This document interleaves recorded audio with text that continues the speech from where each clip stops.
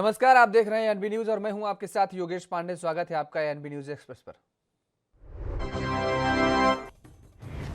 Startup कारोबारियों के साथ संवाद करते हुए इससे जुड़े विभिन्न मुद्दों पर चर्चा की प्रधानमंत्री नरेंद्र मोदी ने। इस मौके पर पीएम मोदी ने कहा कि हमारा प्रयास देश में बचपन से ही छात्रों में इनोवेशन के प्रति आकर्षण पैदा करने का है। 9,000 से ज्यादा अटल टिंकरिंग लैब्स आज बच्चों के स्कूलों में इनोवेट करने और नए विचारों पर काम करने का मौका दे रही हैं।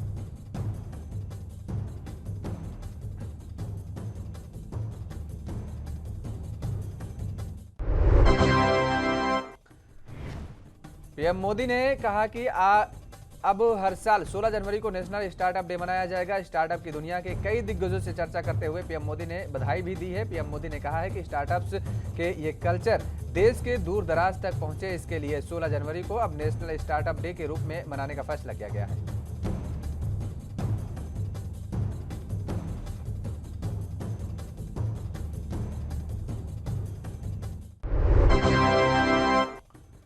चौहत्तरवें सेना दिवस पर सशस्त्र बलों के प्रमुख general Manoj Mukund Naravane, air chief marshal VR Chaudhari और एडमिरल आर हरि कुमार ने राष्ट्रीय युद्ध स्मारक पर माल्यार्पण किया। देश आज राष्ट्रीय सेना दिवस मना रही है ताकि देश और उसके नागरिकों की निस्वार्थ रूप से रक्षा करने वाले बहादुर वीरों का सम्मान किया जा सके। बता दें कि भारतीय सेना दिवस प्रतिवर्ष 15 जनवरी को लेफ्टिनेंट जनरल के.एम. करियप्पा की स्मृति में मनाया जाता है।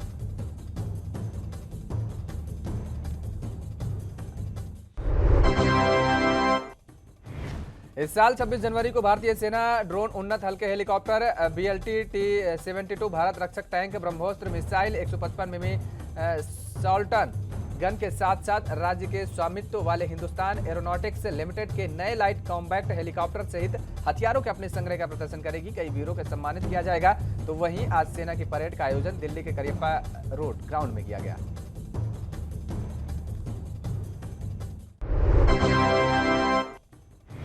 देश आज भारतीय सेना दिवस मना रहा है। प्रधानमंत्री नरेंद्र मोदी ने इस मौके पर कहा है कि भारत को विदेशों में शांति मिशनों में सेना के शानदार योगदान पर गर्व है। वहीं इस अवसर पर भारतीय सेना ने सेना दिवस के अवसर पर सेना के जवानों की वीरता का प्रदर्शन करते हुए एक वीडियो जारी किया है। इस वीडियो में तीनों सेनाओं के जवानों की बहादुरी का क्षण दिखाए गए हैं।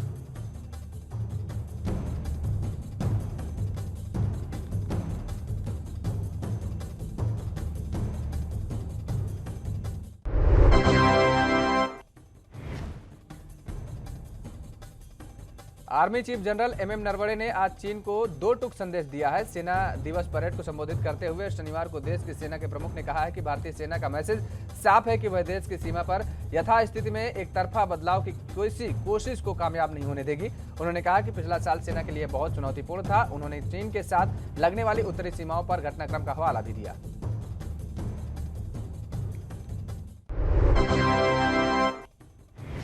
जनरल नरवणे ने कहा कि भारतीय सेना लैंगिक समानता की हिमायती रही है। सेना धर्म, जाति, पंथ या लिंग के आधार पर किसी भी सैनिक के साथ भेदभाव नहीं करती है। आर्मी चीफ ने कहा, सेना में महिला अफसरों को भी बराबर मौके दिए जा रहे हैं। उन्हें कैरियर में आगे बढ़ने का पर्याप्त अवसर मुहैया कराए जा रहे हैं।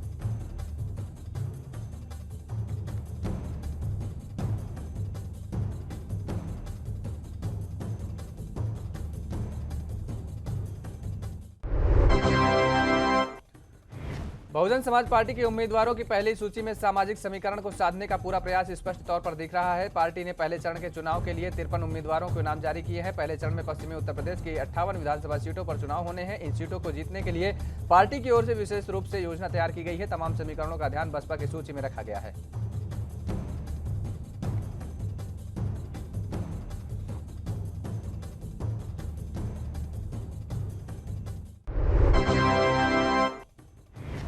उत्तर प्रदेश विधानसभा चुनाव की तारीखों के ऐलान के बाद भारतीय जनता पार्टी के नेताओं की भगदड़ ने यूपी की राजनीति में हड़कंप मचा दिया है। बड़ी संख्या में नेताओं के इधर से उधर जाने के सभी दलों पर इसका सीधा प्रभाव पड़ा है। आलम यह है कि पिछड़े दलों की राजनीति ने बाकी सभी मुद्दों को पीछे धकेल दिया है। ऐसे में शनिवार को भीम आर्मी प्रमुख चंद्रशेखर ने बड़ा ऐलान करते हुए कहा कि उनकी पार्टी समाजवादी पार्टी के साथ गठबंधन नहीं करेगी। उन्होंने यूपी में चुनाव अकेले दम पर लड़ने का ऐलान किया है।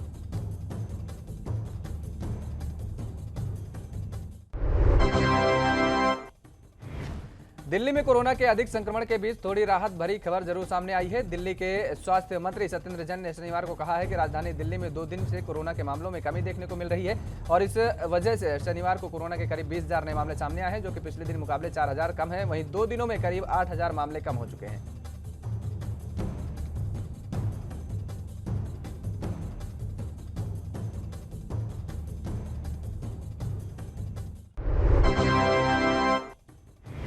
मादक पदार्थों की तस्करी के मामले में अग्रिम जमानत मिलते ही के बाद पूर्व मंत्री और वरिष्ठ शिरोमणि अकाली दल के नेता विक्रम सिंह मजीठिया ने शनिवार को अमृतसर में स्वर्ण मंदिर पर मत्था टेका।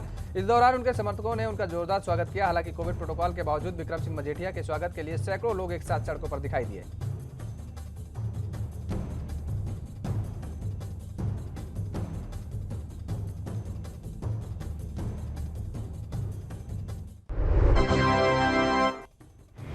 स्वतंत्रता आंदोलन के गुमनाम नायकों की वीरता की कहानियों के 750 मीटर लंबे 10 विशाल नामावली गणतंत्र दिवस समारोह में शामिल होंगे। सांस्कृतिक मंत्रालय और रक्षा मंत्रालय के सहयोग से विशाल नामावली तैयार की गई है। राष्ट्रीय आधुनिक कला संग्रहालय दिल्ली में लगभग 750 मीटर की नामावली पेंटिंग के लिए कला कुंभ कलाकार कार्यशालाओं के साथ आजादी के अमृत महोत्सव मनाया।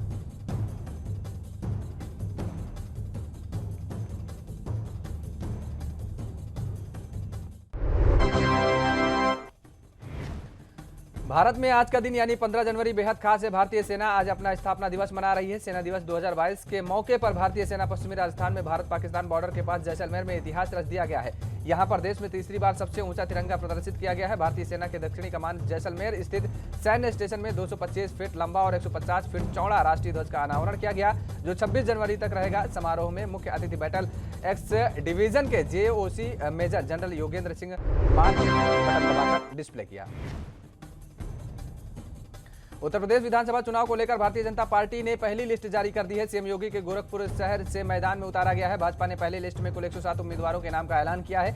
107 में से 63 सीटों पर सिटिंग विधायक और 21 सीटों पर नए प्रत्याशियों के नाम का ऐलान किया गया है।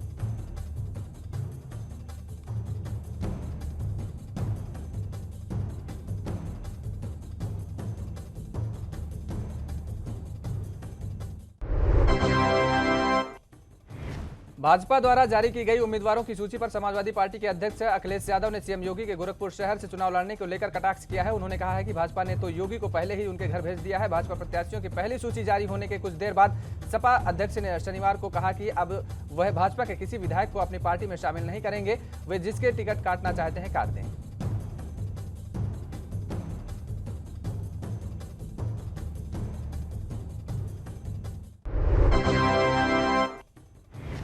जम्मू प्रशासन ने कोरोना संक्रमण का प्रसार लगातार बढ़ता देख वीकेंड के दौरान गैर जरूरी आवाजाही पर पूर्ण रूप से प्रतिबंध लगाने के आदेश जारी कर दिए हैं। कश्मीर के मुख्य बाजारों समेत जम्मू संभाग में भी इसकी लगातार घोषणा की जा रही है। सुबह से ही पुलिस गैर जरूरी चीजों की दुकानों को बंद करवाती नजर आई और इसके साथ ही अनावश्यक आवाजाही भी बंद कर दी गई है।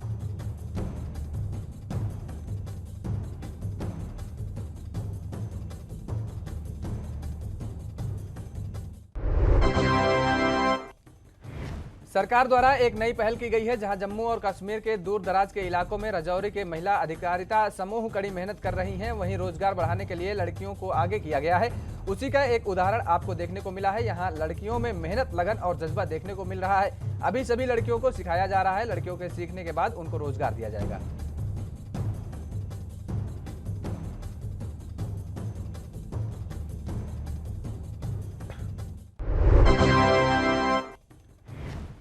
बिशप फ्रैंको मुलक्कल को नन रेप के आरोपों में बरी कर दिया गया है। इस पर राष्ट्रीय महिला आयोग की एनसीडब्ल्यू अध्यक्ष रेखा शर्मा ने बयान दिया है और कहा है कि एक बार जब ऐसी घटना हो जाती है तो सरकार और पुलिस का काम होता है कि उस आदमी को पकड़े जिसने ये घिनौना काम किया है। इस मामले में राष्ट्रीय महिला आयोग की रेखा शर्मा ने कहा कि लड़की समाज की जिम्मेवारी होती है। राजस्थान सरकार हमेशा विफल होती नजर आती है।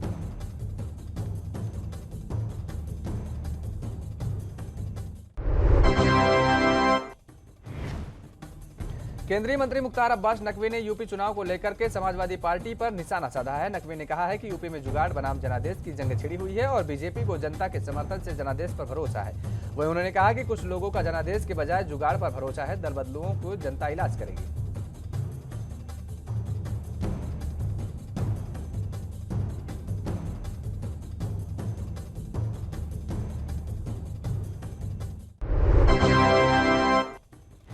देश में जहां कोरोना महामारी को देखते हुए लोगों को भारी नुकसान का सामना करना पड़ रहा है, वहीं व्यापारी को भी इसकी भारी मार झेलनी पड़ रही है। उसके बाद भी अब दिल्ली में विस्फोटक सामग्री मिलने से फूल मंडी पर प्रभाव पड़ा है, जहां प्रधान तेज सिंह और सरकार के नेतृत्व में फूल मंडी बंद रखी गई है, जिससे लोगों में भय का माहौल रहा है और इसके साथ ही घटनास्थल की ओर पड़ताल करने की संभावना है।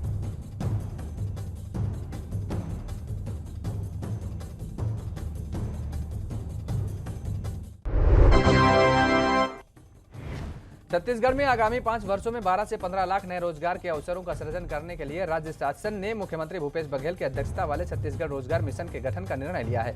मुख्य सचिव अमिताभ जैन इसके उपाध्यक्ष और प्रमुख सचिव लोक शुक्ला मिशन के मुख्य कार्यपालक अधिकारी होंगे। लघु वनोपज संघ के प्रबंध संचालक सहित विभिन्न वरिष्ठ अधिकारी इसके सदस्य होंगे।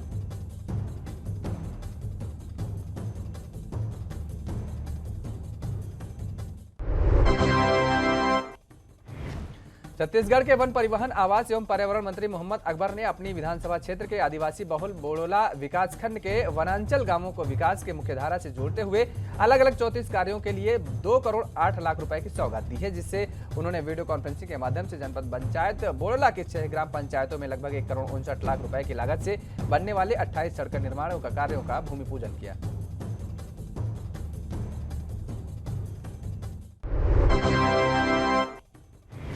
छत्तीसगढ़ के मुख्यमंत्री भूपेश बघेल के यूपी विधानसभा चुनाव में कांग्रेस के वरिष्ठ पर्यवेक्षक बनाया गया है। इसी को ध्यान में रखते हुए सीएम बघेल ने यूपी सियासत में एक्टिव नजर आ रहे हैं। सीएम बघेल ने कहा है कि अब बीजेपी की विदाई का समय आ गया है।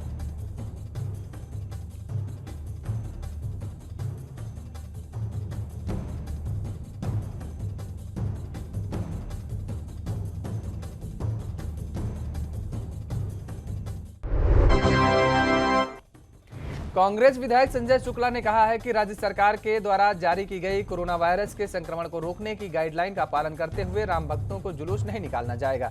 भागीरथपुरा में पूजन करने के बाद राम भक्त सीधे बस में बैठकर रेलवे स्टेशन रवाना हो जाएंगे।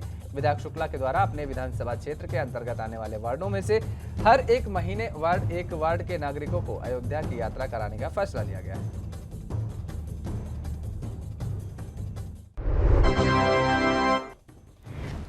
यूपी विधानसभा चुनाव में सरगर्मी तेज दिखने लगी है, जहां पार्टियों में भी उथल पुथल मची हुई है। वैसे दौरान दिल्ली में बीजेपी नेता शाहनवाज हुसैन ने अपनी तरफ से कोई कसर नहीं छोड़ रखी है। बीजेपी नेता शाहनवाज हुसैन ने समाजवादी पार्टी पर तंज कसते हुए कहा है कि समाजवादी पार्टी कानून तोड़ने का दूसरा नाम है।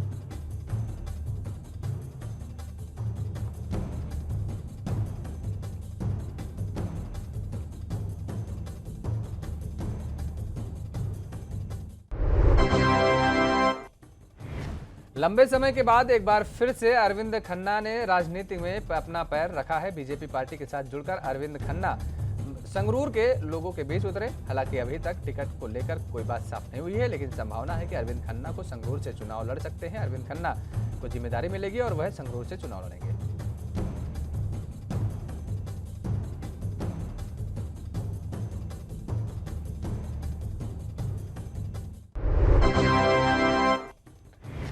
यूपी के बहराइच पुलिस ने कार्रवाई करते हुए 151 ग्राम स्मैक के साथ 2 तस्कर गिरफ्तार किए हैं। अंतर्राष्ट्रीय बाजार में पकड़े गए स्मैक की कीमत 1 करोड़ 50 लाख आंकी गई है। पकड़े गए दोनों तस्करों की पहचान एजाज और नफीस के रूप में हुई है।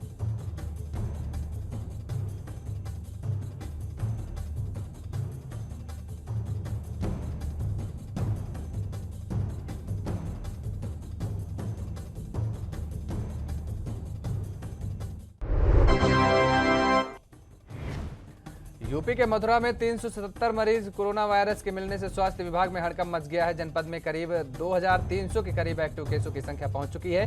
मथुरा के जिलाधिकारी नवनीत चहल के द्वारा लोगों से बार बार अपील की जा रही है कि वह घर में रहें, सुरक्षित रहें, मास्क लगाएं, यही कोरोना से बचने का इलाज है।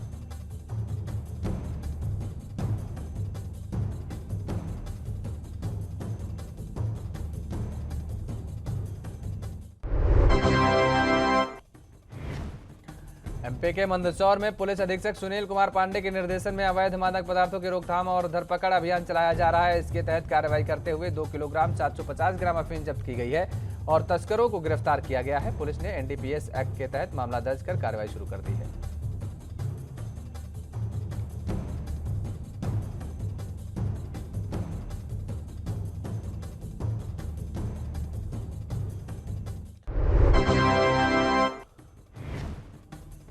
बढ़ते कोरोना संक्रमण के मद्देनजर झारखंड सरकार द्वारा 15 जनवरी तक लगाई गई पाबंदियां अब 31 जनवरी 2022 तक जारी रहेंगी। आपदा प्रबंधन विभाग ने तमाम पुरानी पाबंदियों को आगे भी जारी रखने का निर्णय लिया है।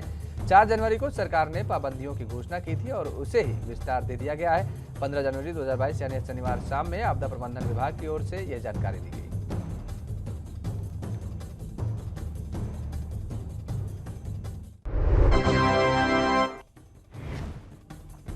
यूपी की श्रावस्ती पुलिस को बड़ी सफलता मिली है। पुलिस ने अवैध असलाह बनाने की फैक्ट्री का भंडाफोड़ किया है। 4 तमंचा, 5 कारतूस, 5 अर्धनिर्मित शस्त्र बनाने का उपकरण के साथ 2 लोगों को गिरफ्तार किया है।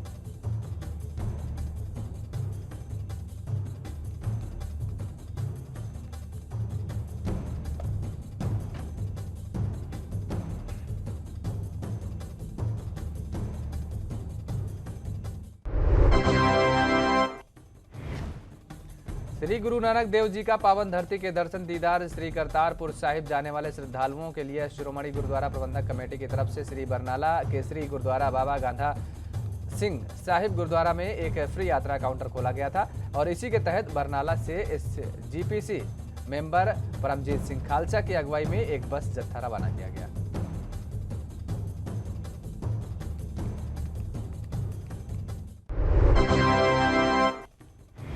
अलवर के तिजारा फाटक पुलिया पर लहूलुहान मिली नाबालिग से गैंगरेप मामले में पुलिस ने चौंकाने वाला दावा किया है। एसपी तेजस्विनी गौतम ने रेप से इंकार किया है। इस मामले में राजस्थान बीजेपी प्रदेश अध्यक्ष सतीश पूनिया ने कहा कि कांग्रेस की अलग अलग प्रदेशों में अलग रणनीति है।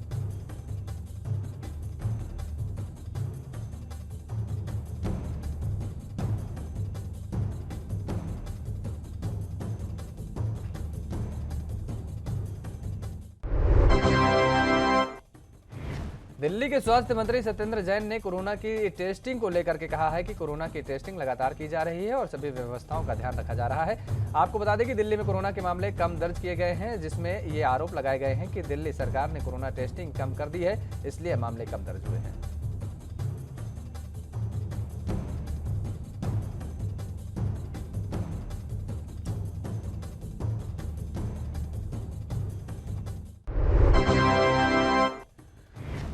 मुख्यमंत्री शिवराज सिंह चौहान ने विदिशा के उनारसी कला गांव में ओलावृष्टि से नष्ट हुई फसलों का जायजा लिया और क्षेत्रों के अवलोकन कर किसानों और नागरिकों से संवाद भी किया।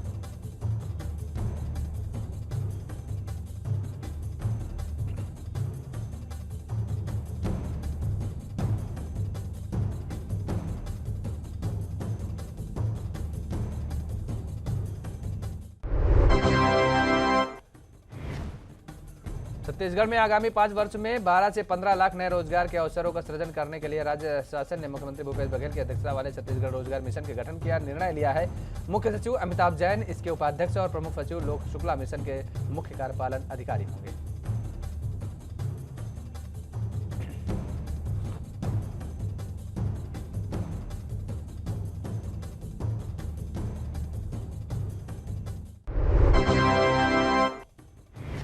आने वाला समय डिजिटल और शिक्षा के क्षेत्र में पूरे सिस्टम को डिजिटल और हाईटेक करने के लिए शिक्षा कर्मियों के 3 दिवसीय विशेष प्रशिक्षण दिया जा रहा है। मध्य प्रदेश के 52 जिलों में प्रशिक्षण के लिए एक विशेष तौर पर बस तैयार की गई है। इस बस में कंप्यूटर लैब है जो सीसीटीवी कैमरा की निगरानी में है और इस लैब में ही शिक्षा कर्मियों को ट्रेनिंग दी जा रही है।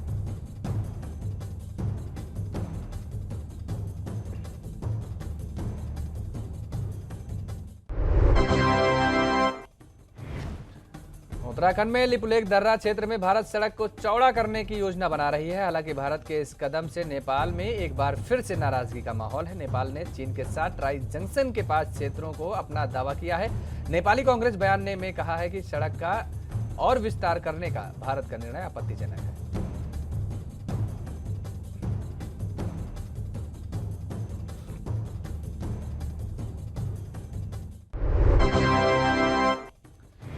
प्रशांत द्वीप के टोंगा देश के पास समुद्र के नीचे एक ज्वालामुखी शनिवार को फट गया, जिससे कई दक्षिण प्रशांत द्वीप राष्ट्रों के लिए सुनामी की चेतावनी जारी की गई है। इंटरनेट मीडिया पर पोस्ट किए गए वीडियो में तटीय क्षेत्रों में बड़ी लहरों को किनारे पर आते देखा गया है।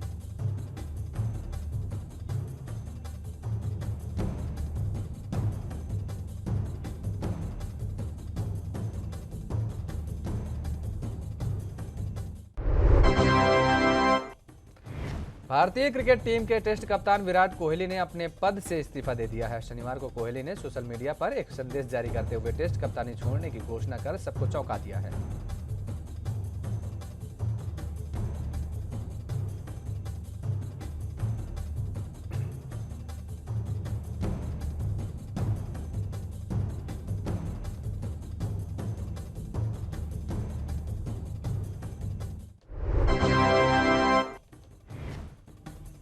भारत और नेपाल के बीच सीमा के मुद्दे पर काठमांडू में स्थित भारतीय दूतावास ने कहा है कि भारत सरकार ने इस मामले पर अपना रुख नेपाल सरकार के सामने स्पष्ट कर दिया है। दूतावास ने शनिवार को कहा है कि दोनों देशों के बीच संपर्क के लिए स्थापित अंतर सरकारी तंत्र सबसे अधिक अनुकूल है।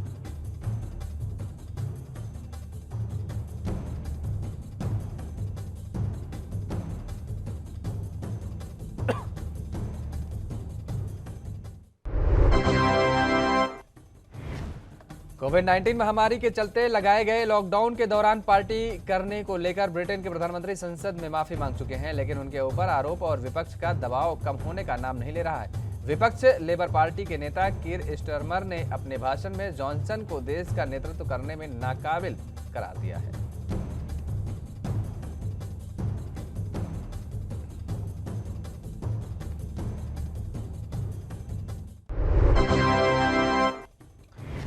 कांग्रेस विधायक डॉक्टर इरफान अंसारी ने अभिनेत्री कंगना रनौत को लेकर विवादित बयान दिया है। उनका कहना है कि जामताड़ा की सड़कें कंगना रनौत के गालों से भी ज्यादा चिकनी होंगी। रिकॉर्ड किए गए एक वीडियो में कांग्रेस नेता को यह कहते हुए सुना जाता है कि कंगना के गाल जैसी चिकनी सड़कों का उपयोग आदिवासी समुदाय के बच्चे और राज्य के युवा करेंगे।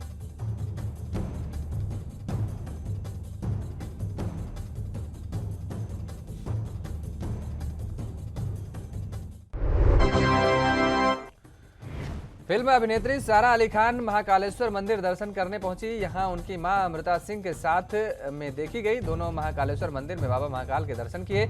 1 घंटे तक महाकालेश्वर मंदिर में भगवान महाकाल की भक्ति में नजर आई। सारा अली खान कई बार बाबा महाकाल के दर्शन करने उज्जैन आ चुकी हैं।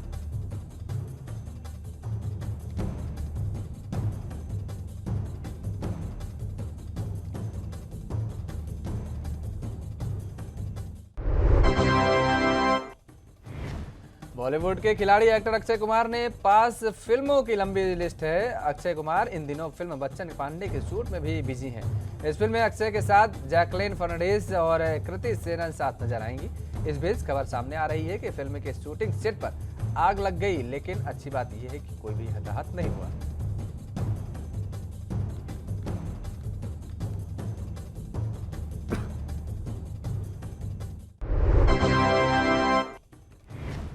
करीना कपूर और सैफ अली खान के दोनों बच्चे तैमूर अली खान और जे एक बार फिर सोशल मीडिया पर ट्रेंड कर रहे हैं, लेकिन इस बार तैमूर ट्रोल हो रहे हैं। हालांकि कई फैंस उनके सपोर्ट में भी कमेंट कर रहे हैं। दरअसल हाल ही में तैमूर अली खान और जेह कैमरों में कैद हुए। जेह जहां नैनी की गोद में दिख रहे हैं, तो दूसरी ओर तैमूर ने टॉय गन पकड़ी है, जैसे उन्हें कैमरे की ओर ताना हुआ है। सोशल मीडिया पर दोनों के फोटोज तेजी से वायरल हो रहे हैं।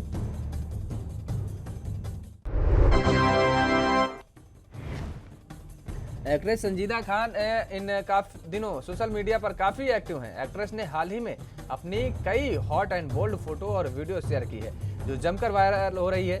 संजीदा अपने बोल्डनेस की वजह से लगातार चर्चा में बनी रहती हैं।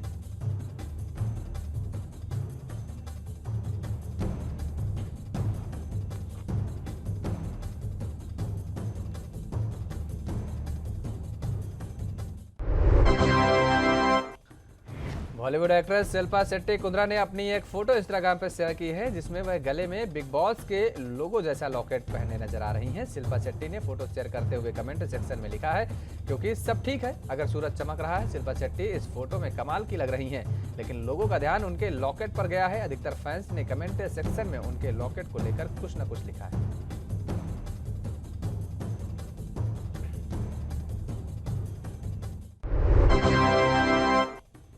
पिछले कई दिनों से सिनेमा प्रेमियों के लिए मायूसी भरी खबरें आ रही थी, लेकिन अब जानकारी सामने आ रही है कि अभिनेता सिद्धार्थ मल्होत्रा ने अपनी आगामी एक्शन थ्रिलर फिल्म योद्धा के मुंबई शेड्यूल की शूटिंग शुरू कर दी है। सिद्धार्थ मल्होत्रा ने योद्धा की मुंबई शेड्यूल की शूटिंग को शुरू कर दिया है, और वहीं अभिनेता पहले ही फिल्म के कई लोकेशन पर महत्वपूर्ण सीन्स को फिल्मा चुके हैं।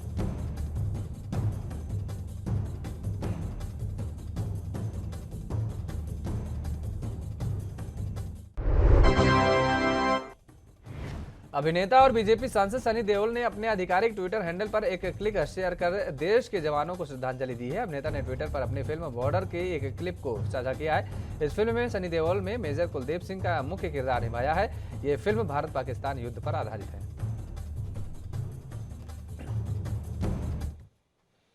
और एएनबी न्यूज एक्सप्रेस में फिलहाल मेरे साथ इतना ही। देश और दुनिया की तमाम खबरों के लिए आप बने रहिए एएनबी न्यूज के साथ।